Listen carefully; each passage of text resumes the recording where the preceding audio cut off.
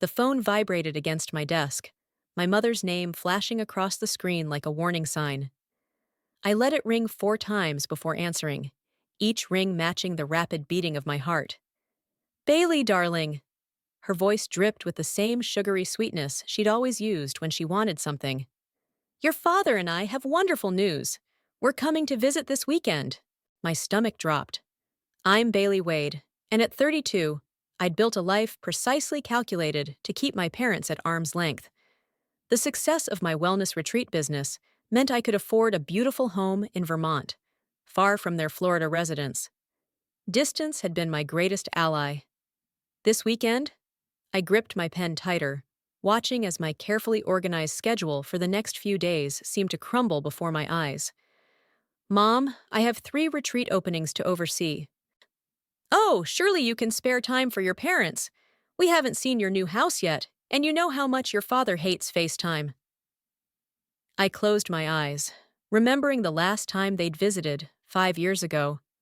They'd stayed for 2 weeks, burned through my groceries, maxed out my credit card, and left without so much as a thank you. "Fine," I said, already regretting it. "But I can only spare Saturday afternoon." "Perfect. We'll be there Friday night." Before I could protest, she hung up. I immediately dialed my sister Hadley. "They're coming," I said when she answered. "Shit." The sound of her coffee shop's espresso machine whirred in the background. "Both of them?" "Yeah, this weekend. And I have a feeling it's not just a social call. Want me to come over? I can bring reinforcements." By reinforcements, she meant wine. "Please, Friday night. They'll be here around 7. After hanging up, I walked through my house. My sanctuary. Every piece of furniture, every artwork on the walls I'd earned through years of hard work. Starting with nothing but determination and a loan from my mentor Valeria, I'd built serenity retreats from the ground up. My phone buzzed again. This time, it was Dwayne. "Hey, beautiful, still on for dinner?" His voice instantly calmed my nerves. "Rain check? My parents just announced they're visiting this weekend." "The famous Wade parents? Want me to come over for moral support?" I considered it. "Maybe Saturday? I'd rather not subject you to the full experience just yet." "You know," he said, his voice gentle, "most people don't need to fortify themselves against their parents' visits. Most people didn't spend their childhood being their parents' personal ATM." I replied, walking to my home office window. Outside, the Vermont mountains stretched toward the horizon, my daily reminder of how far I'd come from the trailer park where I grew up. I started working at 12, I continued, the memories flooding back. Paper route, babysitting, anything to help pay their bills. By 16, I was working full-time after school at the diner. They took every penny, claiming it was my duty to support the family while they pursued their dreams. And now you own 5 successful wellness retreats. Karma's funny that way. Yeah, well, karma's about to ring my doorbell on Friday night. After we hung up, I tried to focus on work, but my mind kept drifting to the past. To the college fund that disappeared into my father's failed music career. To my mother's pyramid scheme, ventures that I'd financially supported. To all the times I'd gone hungry so my younger sisters could eat. My phone lit up with a text from Chloe, my youngest sister. "Hadley told me about Mom and Dad. Want me to accidentally schedule their room at the retreat instead of your house?" I smiled despite myself. My sisters had escaped the worst of our parents' financial abuse, largely because I'd shielded them. Now they were my strongest allies. The rest of the week passed too quickly. Before I knew it, Friday evening arrived, bringing with it the sound of tires on my gravel driveway. I watched from my window as their rental car pulled up. A luxury model, of course. Some things never changed. Hadley arrived moments later, carrying 2 bottles of wine and wearing her game face. "Ready for this?" "As I'll ever be." I took a deep breath, straightening my shoulders. The doorbell rang, and through the frosted glass, I could see their silhouettes. My father's stance was confident, entitled. My mother bounced on her heels like an excited child. "Remember," Hadley whispered, "you're not that scared kid anymore. This is your house, your life, your rules." I nodded, reached for the door handle, and prepared to face the people who'd taught me my first lessons about survival, lessons I'd never wanted to learn.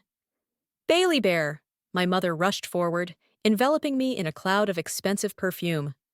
Behind her, my father strode in like he owned the place, wheeling their designer luggage across my hardwood floors. Beautiful home, sweetie, he said, but his eyes weren't warm. They were calculating, scanning every surface like an appraiser. Must have cost a fortune. Would anyone like wine? Hadley intervened, already pouring generous glasses. Oh, Hadley's here too. Mom's smile tightened slightly. She'd always preferred dealing with us separately. Divide and conquer was her specialty. We moved to the living room, where my parents claimed the largest couch. Mom pulled out a folder from her designer bag, setting it on the coffee table. My stomach clenched at the sight. So? Dad cleared his throat. We've been thinking about retirement. Both of you? I couldn't help the sarcasm. Neither of them had held a steady job in decades. Don't be smart, Bailey, Mom chided.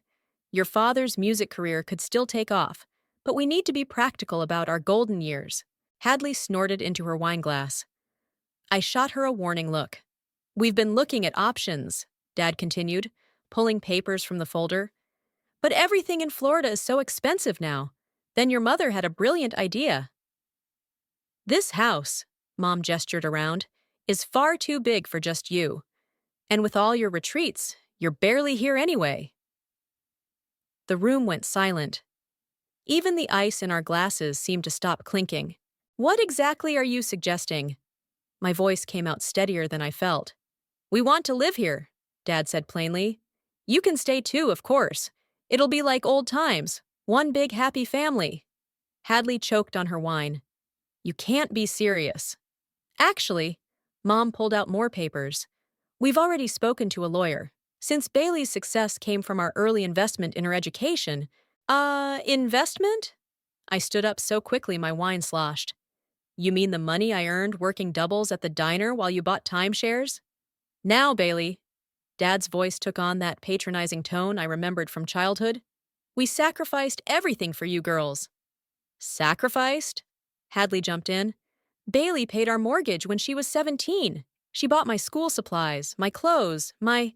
That's what family does, Mom interrupted. And now it's time for Bailey to help family again. The lawyer says we have a strong case for partial ownership, given our contributions to her early career. My hands shook as I picked up their legal documents.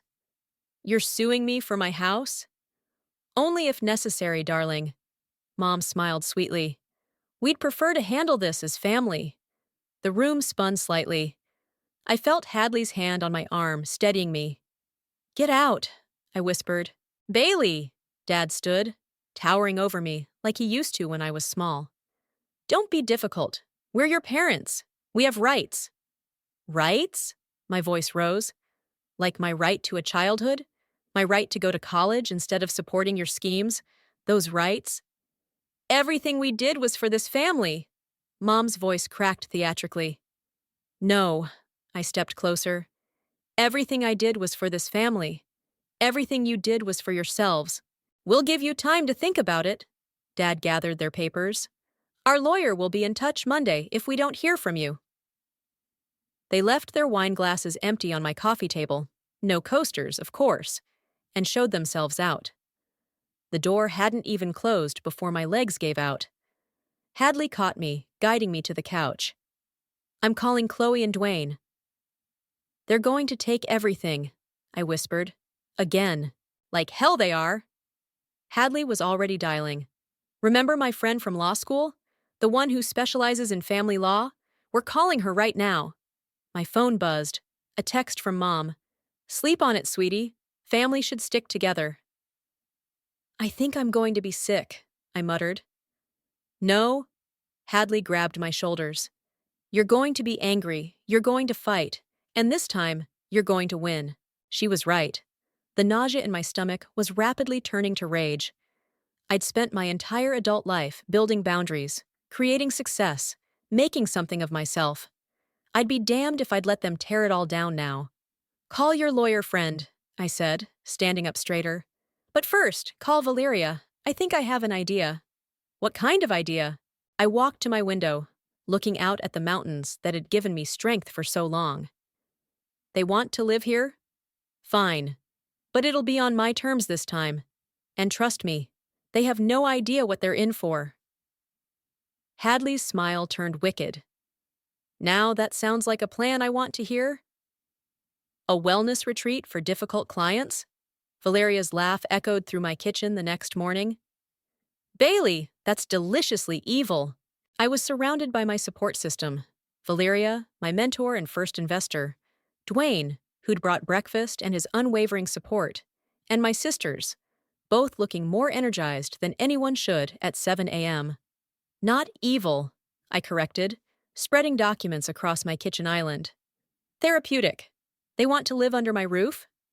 Fine. But my roof extends to all 5 of my retreat locations. And the best part, Chloe chimed in, is that the newest location needs test guests before the official opening. Hadley's lawyer friend, Sarah, joined us via video call, her face serious on my laptop screen. I've reviewed their legal threat. It's weak at best. They're counting on emotional manipulation more than actual law. Classic mom and dad, Hadley muttered. But, Sarah continued, Bailey's counteroffer needs to appear generous on paper. The retreat program should be presented as a gift, not a punishment. Dwayne leaned against the counter, coffee in hand. Won't they just refuse? They can't, I smiled. Not without looking ungrateful, and nothing matters more to them than appearances. Plus, Valeria added, they're broke. Again. My sources in Florida confirmed they're facing eviction. I wasn't surprised. Their pattern hadn't changed in 30 years. Here's what I'm thinking. I pulled out the retreat's program outline. They'll start at the Vermont location, this house, but instead of the main house, they'll stay in the guest quarters we're renovating. The ones with the strict schedule and minimal amenities? Chloe grinned. Exactly. Then they'll graduate to other locations based on their progress. Each site has a specific focus: financial responsibility, relationship building, personal accountability. Everything they've spent their lives avoiding, Hadley finished. Sarah's voice crackled through the laptop. I can draft this as a formal living arrangement contract. They'll have housing, meals, and life enrichment programs in exchange for their participation and dropping any legal claims. Make it ironclad, I said. No loopholes. Already on it. But Bailey, Sarah paused, are you sure you want to have them this involved in your life, even if it's on your terms? The question hit hard. Dwayne squeezed my shoulder as I considered my answer. I need to end this cycle, I finally said. They've spent my whole life taking. Maybe it's time they learned how to give back. So, speaking of giving back, Chloe pulled out her tablet. I've drafted their daily schedule. 6 a.m. meditation, followed by mindfulness journaling. Don't forget the financial literacy workshops, Hadley added, and the mandatory therapy sessions. And the organic cooking classes, Valeria smiled. No more room service or takeout. My phone buzzed. A text from Dad. Your mother's crying. Is this how you treat family? I showed it to the group. Right on schedule. Hadley rolled her eyes. The Guilt Trip Express has left the station. Send them this. Sarah shared a document. It's the official notice of your counteroffer. They have 48 hours to respond before we proceed with our own legal action. What legal action? Dwayne asked. Oh, I have documentation of every penny they've taken from Bailey since she was 12. Hadley pulled out a thick folder. I've been keeping records for years. Just in case, I stared at my sister, touched by her foresight and protection. Send it, I told Sarah, and then we start preparing the retreat. I'll handle the renovation crew. Chloe stood up. The guest quarters need to be both comfortable enough to be legal and sparse enough to be humbling. I'll draft the wellness programs, Valeria added. Trust me, they won't know what hit them. As everyone sprang into action, Dwayne pulled me aside. You okay? No, I admitted. But I will be. This feels right, you know? Not just revenge, but maybe actually helping them? You're a better person than they deserve. He kissed my forehead. My phone buzzed again. Mom, this time. We're reviewing your offer. Your father's blood pressure is through the roof. I hope you're happy. Before I could respond, another text came through. When can we move in? I showed the messages to everyone. The room erupted in triumphant cheers. Let the games begin. Hadley raised her coffee mug in a toast. No, I corrected her, feeling stronger than I had in years. Let the healing begin, whether they like it or not. I looked around at my family, the one I'd chosen, and the sisters who'd stood by me, and felt a surge of certainty. This wasn't just about revenge, it was about breaking a cycle that had controlled us for too long. Sarah, I turned to the laptop, send them the contracts. Tell them they can move in next week. Next week? Chloe's eyes widened. That's so soon, I smiled. No time like the present to start their journey to wellness. After all, isn't that what family is for? The meditation cushions go there, I directed the delivery crew, pointing to the corner of what would be my parents' new living space. And the yoga mats along that wall. Chloe walked in, clipboard in hand, checking off items. Minimal furniture, check. Sustainable bamboo flooring, check. No TV, definitely check. The guest quarters transformation was nearly complete. What was once a luxury suite now resembled a minimalist monastery, with just enough modern amenities to keep it legal. Bailey? Chloe's voice got quiet. Can we talk? We stepped outside onto the small private patio, another feature of their new accommodations. The autumn air was crisp, carrying the scent of approaching winter. I need to apologize, she said, staring at her clipboard. All these years, I never really understood what you did for us, what they made you do. Chloe? No, let me finish. She looked up, eyes glistening. I was going through old photos for the family therapy documentation, and I found one from my high school graduation. You're in the background, wearing your diner uniform. You left right after the ceremony to work a double shift. I remembered that day. I'd been so tired, I could barely stand. That should have been your graduation too, she continued. But you couldn't afford college because of them. Because of us. Hey, I grabbed her shoulders. You and Hadley were never the problem. You were the reason I kept going. A commotion inside interrupted us. We rushed back in to find Mom and Dad had arrived early, 3 days early. Ha! Surprise! Mom's fake cheerfulness filled the room. We thought we'd come help set up our new home. Dad was already rearranging furniture. This meditation corner would work better as an entertainment area once we get our TV installed. No TV, I stated firmly, as per the contract you signed. But surely, the contract you signed, I repeated, pulling out my phone to text Hadley and Sarah, which specified a move-in date of next week. Now, Bailey, Mom approached, arms open for a hug I didn't give. You can't expect us to stay in that horrible motel any longer. We're family. Family respects boundaries, Chloe spoke up, surprising everyone, including herself. And contracts. Dad's face darkened. Since when do you talk to us like that, young lady? Since now. She stood straighter. Since always, actually. You just never listened. My phone buzzed.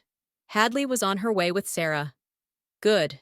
The guest quarters aren't ready, I said calmly. The wellness programs haven't started. The staff isn't prepared. We don't need programs or staff. Dad waved dismissively. Just give us the keys and… No.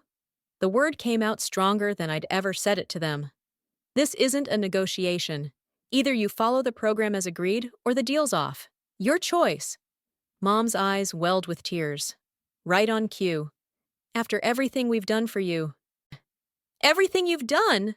Chloe's voice shook. Do you want to see the spreadsheet of everything Bailey's done for us? Because I have it right here. She waved her tablet. I don't like your tone. Dad took a step toward Chloe. I moved between them. Back off, Dad. This isn't your house yet, and it never will be if you can't follow simple rules. Hadley burst in, Sarah right behind her. What's going on? They're early, I said, and redecorating. Sarah pulled out her laptop. That's a breach of contract. Should I begin termination procedures? Now wait just a minute. Dad's voice rose. We have rights. No, Sarah replied coolly. You have a contract, which you're currently violating. Mom collapsed onto one of the meditation cushions, sobbing. Dad paced, running his hands through his thinning hair. Fine, he finally spat. We'll go back to the motel, but this isn't over. You're right, I agreed. It's just beginning. Next week, when you move in properly, you'll start your wellness journey, including anger management, Dad. He opened his mouth to argue, but Mom cut him off. We'll be back next week, properly this time. She stood, straightening her designer blouse. But Bailey, honey, surely we can discuss some modifications to the program. The only thing we'll be discussing is your commitment to change, I replied. That's what this opportunity is about. Take it or leave it. They left, Dad muttering under his breath, Mom sniffling dramatically. As soon as their car pulled away, my legs started shaking. You did it, Chloe hugged me tight. You stood up to them. We did it, I corrected her. Together. Sarah was already typing. I'm adding an addendum about unauthorized early arrival, and we'll need security cameras. They'll be back, Hadley warned. I know, I surveyed the room, already imagining next week's true beginning. But this time, we're ready for them. Chloe picked up her clipboard again. Should we add more meditation cushions? I have a feeling Dad's going to need them. For the first time since this all began, I laughed, really laughed. Add the cushions, and double the anger management sessions. The official move-in day arrived with a new crisis. My phone rang at 5 a.m. It was Valeria. Your father's lawyer just contacted our legal team, she said without preamble. They're claiming the wellness program constitutes elder abuse. I sat up in bed, fully awake. Elder abuse? They're in their early 60s and perfectly healthy. It's a desperate play, Valeria agreed, but we need to handle this carefully. By 7 a.m., my kitchen had become a war room again. Sarah was on video call, surrounded by legal documents on her end. Actually, she said, looking smugger than any lawyer should before coffee, this works in our favor. They just proved they need the program. How so? Dwayne asked, passing out much-needed caffeine. By demonstrating a pattern of manipulative behavior and inability to accept responsibility, Sarah explained.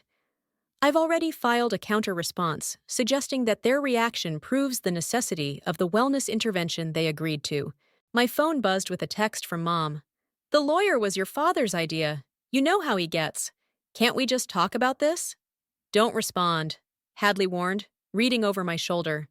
Everything goes through Sarah now. Another text came through. We're still coming today. Family should work things out face-to-face. They're not backing down, I showed the group. Good, Valeria smiled. Because neither are we. The first wellness session is still scheduled for 2 p.m. Your father's anger management counselor is ready, and your mother's financial responsibility workshop is prepared. Right on schedule, at 10 a.m., my parents' car pulled into the driveway. This time, they'd brought reinforcements. Their lawyer, a sleazy-looking man in an ill-fitting suit, Ms. Wade. He approached with an outstretched hand I didn't take. Perhaps we could discuss a more conventional living arrangement? The time for discussion was before they signed the contract. Sarah's voice came clearly through my phone's speaker. Your clients agreed to these terms. Their options are to comply or forfeit any claim to residence. Dad's face turned red. Now see here. No, you see here. I cut him off. You have 15 minutes to decide. Either you move in under the agreed terms, starting with today's wellness sessions, or you leave. Permanently. Mom burst into tears. Again. Bailey, we're your parents. Exactly. I stood my ground. And it's time you learned how to be better ones. Their lawyer pulled them aside for a hushed conversation. I could see Dad gesturing angrily while Mom dabbed at her eyes with an expensive-looking handkerchief. Finally, they turned back to us. We'll comply, Dad ground out. Under protest. Noted, Sarah said. Bailey, proceed with check-in. The next hour was a blur of activity. Chloe supervised as they moved their approved belongings into the guest quarters. Hadley conducted the orientation, explaining the daily schedule and rules. Phones are allowed only during designated hours, she explained, holding out a basket. This is ridiculous. Dad clutched his phone. I have business calls. What business? I asked quietly. The music career that never happened? The investment schemes that failed? His face fell, and for the first time, I saw something new in his eyes. Shame. The phones, please, Hadley repeated firmly. Reluctantly, they handed them over. Your first sessions begin in 2 hours, I said. Dad, you're with Dr. Marcus for anger management. Mom, you have Financial Wellness 101 with Ms. Peters. But we always have lunch together, Mom protested. Not anymore, I replied. Mealtimes are structured for optimal wellness engagement.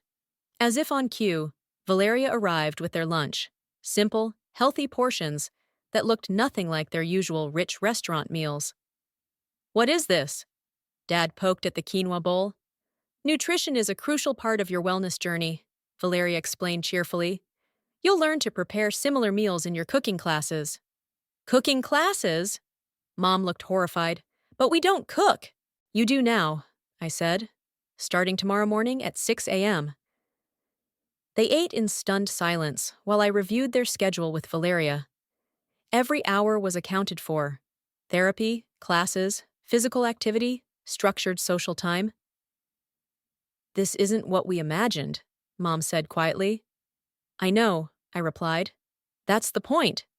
Their lawyer left, looking defeated. As the door closed behind him, Dad spoke up. Bailey. His voice was different, smaller somehow. We really don't have a choice, do we? You always have a choice, I met his eyes. But for once, all the choices are mine to give. Welcome to your wellness journey. I left them sitting there, staring at their empty quinoa bowls, and walked back to the main house where my real family waited. My sisters, Dwayne, Valeria. Phase 1 complete, Hadley announced. Now comes the hard part, I said, watching through the window as my parents explored their new, smaller world. Actually helping them change.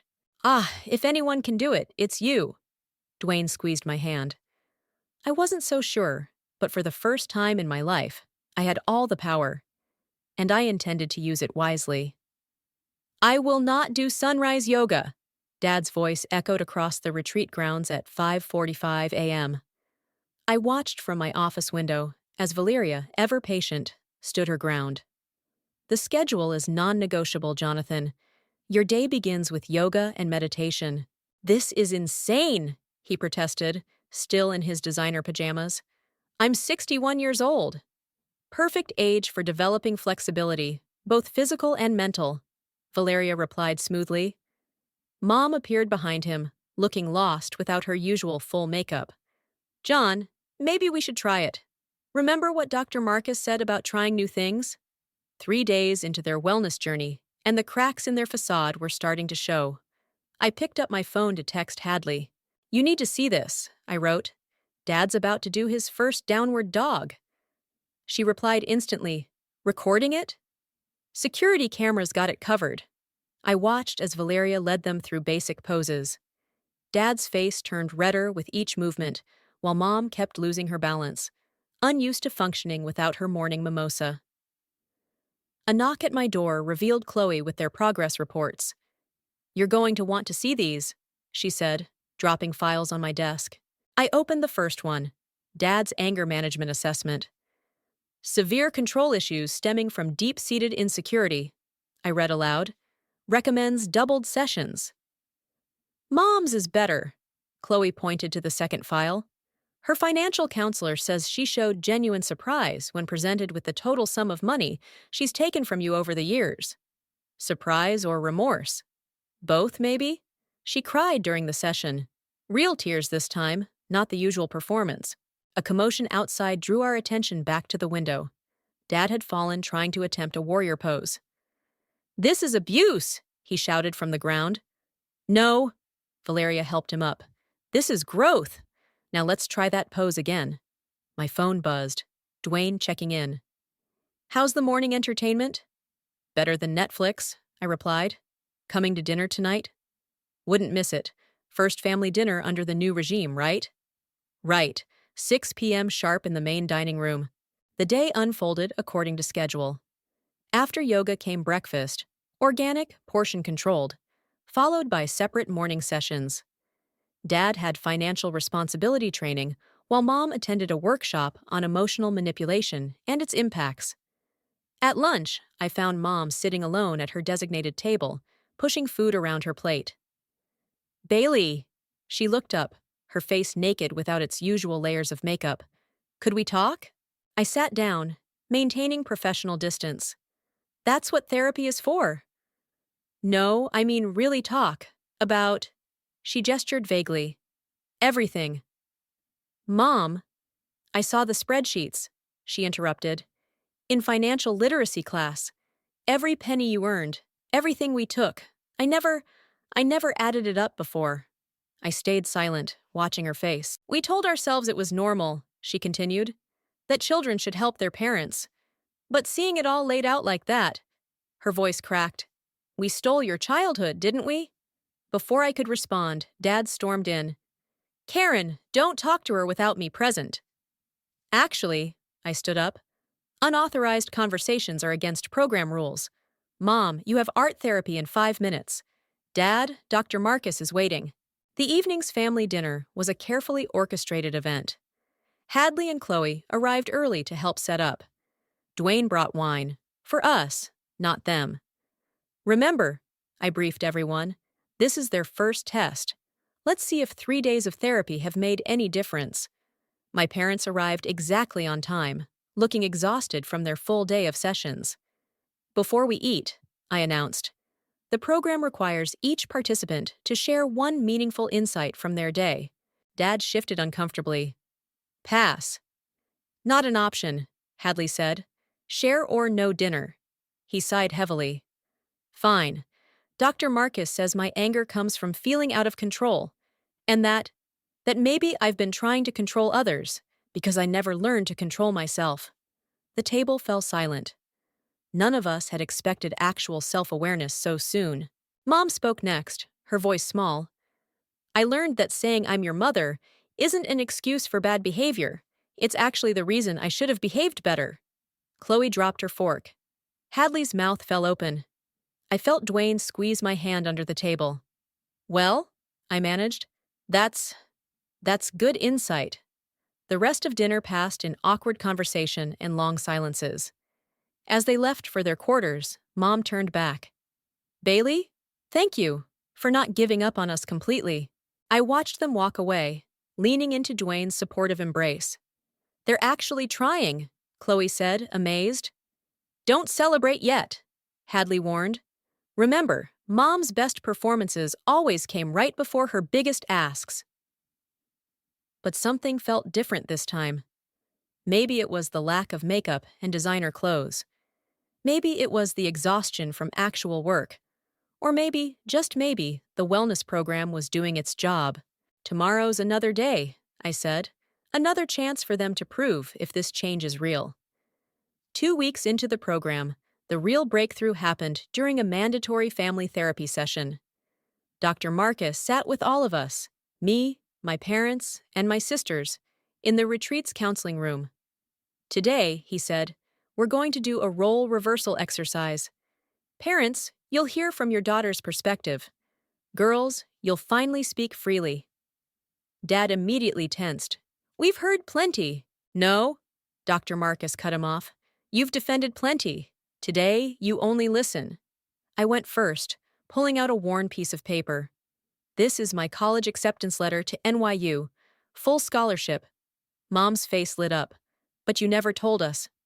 Because the day it came, I continued, you had already emptied my bank account for Dad's recording studio equipment. Equipment you sold 2 months later for 1/10 of its value. The room went silent. I couldn't afford the dorm deposit, my voice shook, or books, or the bus ticket to New York. So I tore up the letter and took another shift at the diner. Dad's face had lost all color. Bailey, we didn't know. Hadley's turn, Dr. Marcus intervened. My sister leaned forward. Every Christmas, I watched Bailey wrap presents for Chloe and me. Presents she bought with her own money, while you two were in Cancun or Vegas or wherever. She was 16, playing Santa because our parents were too busy chasing their dreams to care about ours. Mom started crying, but Dr. Marcus held up his hand when she tried to speak. Chloe went last. I used to be proud, telling my friends that my mom was an entrepreneur and my dad was a musician. Then I got older and realized you weren't entrepreneurs or musicians. You were just takers. That's enough. Dad stood up abruptly. We get it. We were terrible parents. Sit down, Jonathan, Dr. Marcus said firmly. The exercise isn't finished. What more do you want? Dad's voice cracked. To hear how we ruined their lives? How we failed? No, I said quietly. We want you to understand why this program isn't punishment. It's your last chance to be actual parents. Mom wiped her eyes, smearing her minimal makeup. We thought we were teaching you independence. You taught us survival, Hadley corrected. Bailey taught us independence. Dr. Marcus pulled out 3 envelopes. Your daughters each wrote you a letter explaining what they need from you going forward. You'll read these in your private sessions tomorrow. I can't. Dad's shoulders slumped. I can't face any more of this. That's the problem. I stood up. You never could face anything. Not bills, not responsibility, not the damage you caused. You ran away to chase dreams while I cleaned up your messes. But you can't run from this program. This time, you have to stay and do the work. Or what? He challenged, a flash of his old self emerging. Or you lose us, Chloe said simply. All of us. Forever. The threat hung in the air. Mom reached for Dad's hand, and for once, he didn't try to dominate the situation. He just held on, like a drowning man clutching a lifeline. The program has 3 more weeks, Dr. Marcus reminded them. Your progress so far is promising, but these next weeks are crucial. Are you committed to continuing? Mom nodded immediately. Dad took longer, staring at the floor. I didn't want the recording studio equipment, he finally said. What? I wasn't sure I'd heard correctly. I was scared, he continued. You were so young, but already so much more successful than me. Taking your money, it was control, power. I knew I was failing as a father, so I made sure you couldn't succeed without me. He looked up, eyes wet. I'm sorry, Bailey. God, I'm so sorry. The room spun slightly. In 32 years, I'd never heard my father apologize. Not once. That's a start, Dr. Marcus said gently. We'll explore that more tomorrow. Session's over for today. As we filed out, Mom tried to hug me. I stepped back. Not yet, I said. Words are good, but we need to see actions. She nodded, understanding for once. 3 more weeks, Dad said, sounding exhausted. Then what? Then you graduate to the next phase, I replied, if you've earned it. And if we haven't? Then you leave, for good this time. They walked back to their quarters, shoulders bent but not broken. Hadley, Chloe, and I watched them go. Did that really just happen? Chloe asked. Did Dad actually apologize? Progress, Hadley mused. Small steps. I felt lighter somehow, like a weight I'd carried for decades was starting to lift. They're finally doing the work. Think it'll last? Chloe asked. I watched my parents disappear into their quarters, no longer the larger-than-life figures of my childhood, but just 2 flawed people trying to change. That's up to them, I said. For once, their future is entirely in their own hands. Welcome to graduation day, I announced to the gathered crowd at the retreat's main hall. Today we celebrate 2 of our most challenging and most transformed participants. My parents sat in the front row, looking nothing like the people who'd arrived 5 weeks ago. Dad wore a simple button-down shirt instead of his usual flashy attire. Mom's face showed her actual age, but somehow she looked more beautiful, without the layers of makeup and pretense. As part of our program completion, I continued, each graduate must demonstrate their progress through actions, not just words. Hadley stepped forward with 2 envelopes. Your final test, She handed them to our parents. Dad opened his first. His hands shook as he read aloud. Your first Social Security checks have arrived. Mom opened hers. And your first pension payments. The question is, I said, what will you do with them? They looked at each other, then Dad stood up. We've already decided. He pulled out a checkbook, not the fancy leather-bound kind he used to flash around, but a simple bank issue. This check represents our first payment, paying back what we took from Bailey. He handed it to me. The amount was small, tiny compared to what they'd taken over the years, but it was something they'd never done before. Give instead of take. Mom stood next to him. We've also decided to continue the program, voluntarily. We're moving to the Arizona retreat location to work as peer counselors for other families. Murmurs of surprise rippled through the audience. This wasn't part of the original plan. You're moving away? Chloe asked. We need to, Dad replied. We need to stand on our own feet, build our own lives. No more depending on our children to save us. Besides, Mom added, the Arizona location needs people who understand the program from the inside. Who better than its first graduates? Valeria stepped forward. I've already approved their positions. Part-time work, continued therapy, and most importantly, they'll be paying their own way. I studied my parents' faces, looking for any sign of their old manipulation. Instead, I saw something new. Determination, humility, and a hint of pride. The earned kind, not the false bravado of before. There's more, Dad said. He handed each of us daughters an envelope. Open them. Inside mine was a handwritten letter. As I read, tears blurred my vision. Dear Bailey, it began. I always thought being a father meant being in charge, being important. I was wrong. You taught me what real strength looks like. It looks like a 12-year-old girl working paper routes to feed her sisters. It looks like a teenager sacrificing college to support her family. It looks like a woman strong enough to save her parents from themselves. I couldn't read more. Hadley was crying too, clutching her letter. Chloe had already launched herself at Mom in a hug. We can't undo the past, Dad said, his voice rough.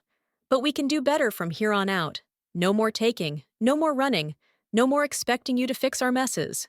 We're not asking for forgiveness, Mom added. We're asking for a chance to earn back our place in your lives, on your terms. I looked at my sisters, then at Dwayne, who nodded encouragingly. The Arizona retreat needs a new managing director, I said finally. I'll be flying out monthly for inspections. We'd like that, Mom smiled. As long as we're clear, we work for the retreat, not the other way around. And holidays? Chloe asked. We'll come to you, Dad said firmly. After we've saved up for the trips ourselves. The ceremony concluded with them receiving their program completion certificates. As people mingled afterward, Dwayne pulled me aside. You did it, he said. You actually changed them. They changed themselves, I corrected. We just showed them how. Across the room, I watched my parents talking with Valeria about their new positions. They looked smaller somehow, less overwhelming. The monsters of my childhood had become just people, flawed, struggling, but finally trying to be better. Bailey? Dad approached cautiously. Your mother and I are heading out early tomorrow. Would you have dinner with us tonight? Just dinner, he added quickly. No asking for anything, no old patterns, just family. I looked at my sisters, who nodded encouragingly. Dinner, I agreed. But I'm choosing the restaurant, and you're both ordering from the regular menu, not the most expensive items. Dad laughed. A real laugh, not his old performative one. Deal. We've learned our lesson about living beyond our means. Besides, Mom added, the program taught us to appreciate simpler things. As we headed to dinner, I realized something. The weight I'd carried my whole life, the responsibility, the resentment, the pain. It wasn't gone, but it was lighter. My parents weren't fixed, but they were finally on their own path. And I was free to walk mine.